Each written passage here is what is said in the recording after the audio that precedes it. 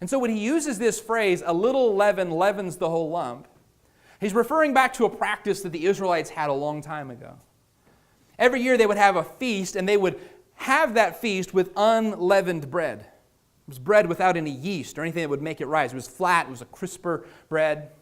Not that there was anything wrong with yeast or leaven, but this was a time that they were having this special festival, eating unleavened bread to remember how God had rescued them, and that's all they had to eat.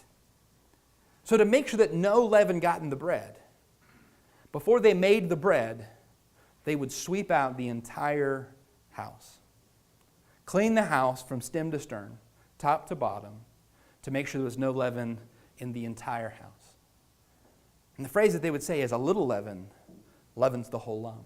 If there's just a little bit of this leaven, it'll affect the entire loaf of bread.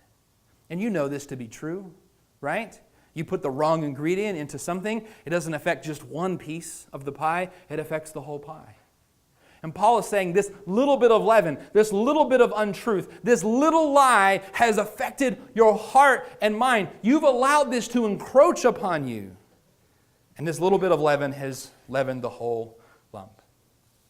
I think that we all know that a little lie can make a big difference, right?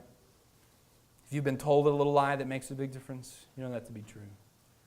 And Paul is saying to them, this little untruth, this little lie, you're allowing it to do this damage.